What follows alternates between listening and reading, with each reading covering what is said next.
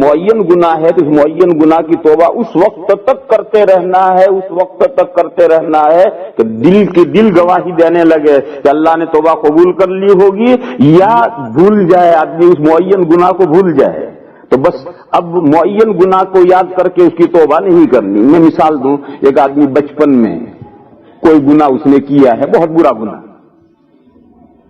پھر اللہ تعالیٰ نے اس کو توفیق دی اور وہ توبہ کرتا رہا، اب ادھیڑ ہو گیا، بوڑھا ہو گیا، اب وہ بچپن میں گناہ کیا تھا اسے یاد بھی نہیں کیا گناہ کیا تھا، اب وہ سوچ کر وہ گناہ یاد کر کے اللہ میاں کو گناہ گنا ہے، ایسا گنانے کی ضرورت نہیں۔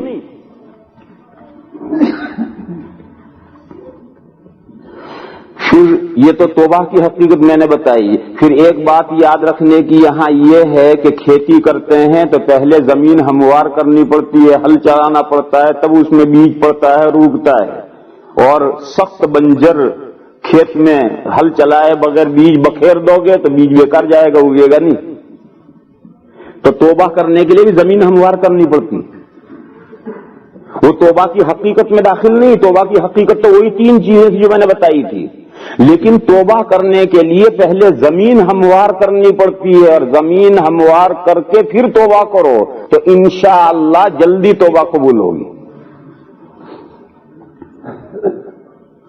زمین ہموار کیسے ہوتی ہے؟ بعض گناہ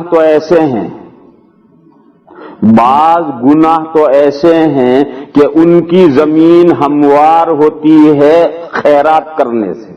صدقہ کرو اللہ کے راستے میں، اور صدقہ کر کے پھر توبہ کرو، انشاءاللہ توبہ جلدی قبول ہوگی۔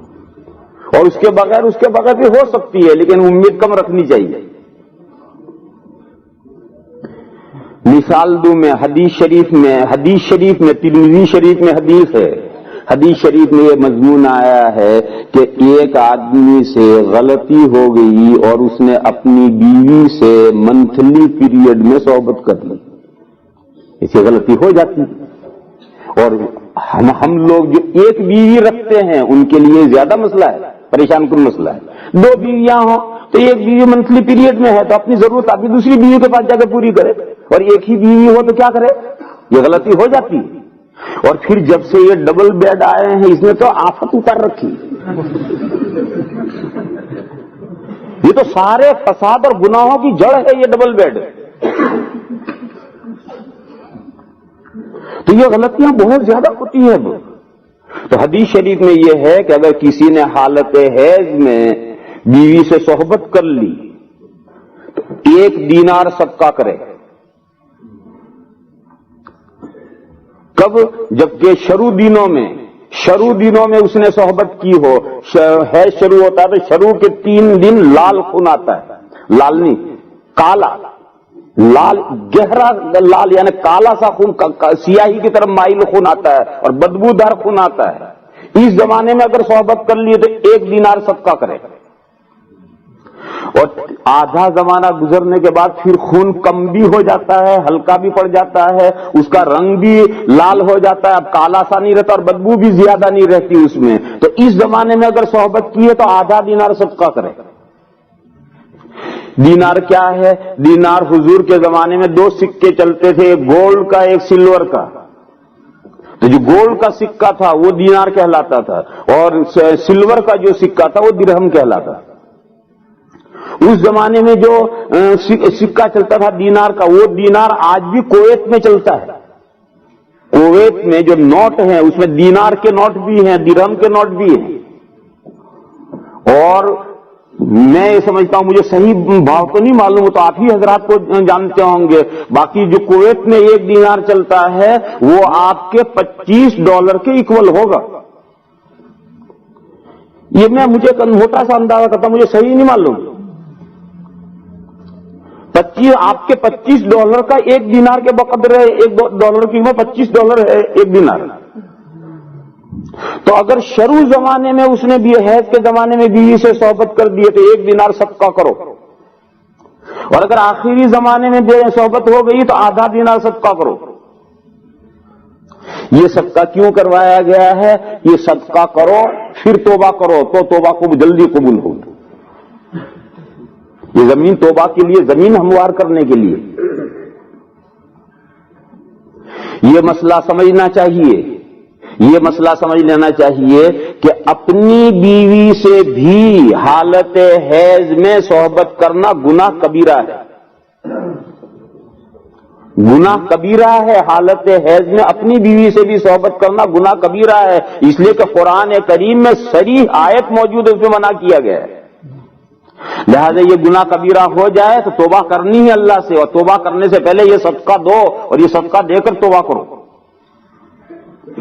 دوسری مثال میں دوں، آپ حضرات نے سنا ہوگا کہ جس زمانے میں قحط سالی ہو جائے اور برسات نہ ہو رہی ہو تو صلاۃ الاستسقاء پڑھی جاتی ہے، جنگل میں نکل کر کے بارش طلب کرنے کے لیے نماز پڑھی جاتی ہے اور پھر دعا مانگی جاتی ہے۔ اس مسئلے میں کتابوں میں یہ مسئلہ لکھا ہے کہ صلاۃ استسقاء پڑھنے سے پہلے دو کام کرنے ضروری ہیں۔ ایک تو لوگ آپس میں جو حقوق کا لین دین ہے وہ صاف کرو، جس کا جو حق لینا دینا ہے سب حقوق کا لین دین صاف کرو، اور دوسرا خوب خیراتیں کرو، 3 دن تک خیراتیں کرو، اور پھر 3 دن گزار کر اب نکلو جنگل میں اور صلاۃ الاستسقاء پڑھو اور اللہ سے بارش مانگو، انشاءاللہ بارش اللہ عطا فرمائیں گے۔ آج کل ہمارے ہندوستان پاکستان میں برساتیں کبھی نہیں ہوتی تو لوگ بارشیں مانگتے ہیں، نہیں ہوتی بارش، یہ صلاۃ استسقاء پڑھتے بھی اور بارش نہیں ہوتی۔ کہاں سے ہوگی بارش؟ تیاری تو کی نہیں، نہ آپس کے حقوق کا لین دین صحیح کیا ہے، نہ کوئی خیر خیرات کی ہے، نہ اپنے گناہوں کی اللہ سے معافی مانگی ہے، اور جا کر اللہ سے اللہ بارش دے دیتی ہے، بارش تھوڑی مل جاتی ہے۔ بارہا ہم نے دیکھا کہ صلاۃ الاستسقاء پڑھی گئی، بارش نہیں ہوئی۔ تو صلاۃ الاستسقاء کے لیے کتابوں میں، فقہ کی کتابوں میں یہ لکھا ہے کہ 3 چیزیں پہلے تیاری کرنا ضروری ہے۔ ایک تو کہ حقوق کا لین دین صاف ہو جانا چاہیے، کسی کا کسی پر حق باقی نہیں رہنا چاہیے۔ تیسرا ہے کہ 3 دن تک لوگ خیراتیں کریں، کیوں؟ ان الصدقۃ تطفئ غضب الرب، یہ صدقہ اللہ کے غصے کو ٹھنڈا کرتا ہے، اللہ کی ناراضگی کو کم کرتا ہے۔ اور تیسرا، اللہ سے اپنے گناہوں کی معافی مانگو، 3 دن تک گناہوں کی معافی مانگو، اور پھر ایسے 3 دن گزار کر پھر 3 دن کے بعد جنگل میں نکلو اور صلاۃ استسقاء پڑھو اور بارش مانگو، اللہ ضرور بارش عطا فرمائے گا۔ اب ہم ڈھنگ سے تو مانگتے نہیں ہیں اور پھر کہتے اللہ نے بارش نہیں دی، کہاں سے ملے گی جب تمہیں ڈھنگ سے مانگی نہیں تو میں عرض کر رہا تھا کہ کچھ گناہ تو ایسے ہیں کہ جن کے لیے توبہ کرنے کے لیے زمین ہموار کی جاتی ہے صدقے کے ذریعے، خیرات کے ذریعے، اور کچھ گناہ ایسے ہیں کہ ان کے لیے زمین ہموار کی جاتی ہے اللہ کے ذکر کے ذریعے، اللہ کو یاد کرنے کے ذریعے۔ قرآن کریم میں یہ آیت پاک موجود ہے سورہ آل عمران میں کہ اللہ کے اچھے بندوں سے اگر کوئی ظلم ہو جاتا ہے اور کوئی گناہ ہو جاتے ہیں، ذکروا اللہ فاستغفروا لذنوبہم، ذکروا اللہ فاستغفروا لذنوبہم، وہ اللہ کو یاد کرتے ہیں پس اپنے گناہوں کی معافی مانگتے ہیں، اللہ کو یاد کرتے ہیں پس اپنے گناہوں کی معافی مانگتے ہیں۔ اسی آیت کریمہ کے میں سے مسئلہ نکال کر حضور نے صلاۃ التوبہ سب امت کو بتلائی، صلاۃ التوبہ۔ کتابوں میں صلاۃ التوبہ ہوتی ہے، وہ صلاۃ التوبہ جو حضور نے حدیث میں بتلائی ہے وہ اسی آیت پاک سے نکالی ہے، کیونکہ اللہ نے یہ فرمایا ہے کہ اللہ کے نیک بندوں سے اگر کوئی گناہ ہو جائے تو وہ اللہ کو یاد کرتے ہیں پس توبہ کرتے ہیں۔ اللہ کے یاد کرنے کا سب سے بہترین طریقہ نماز ہے۔ تسبیح لے کر آپ بیٹھ جائیں، اللہ اللہ کریں، یہ بھی اللہ کو یاد کرنا ہے، لیکن اللہ کو یاد کرنے کا سب سے بہترین طریقہ جو ہے وہ نماز ہے۔ اسی لیے حضور نے فرمایا کہ اگر کوئی گناہ ہو جائے اور توبہ کرنا چاہو تو پہلے صلاۃ التوبہ پڑھو اور صلاۃ التوبہ پڑھ کر پھر توبہ کرو۔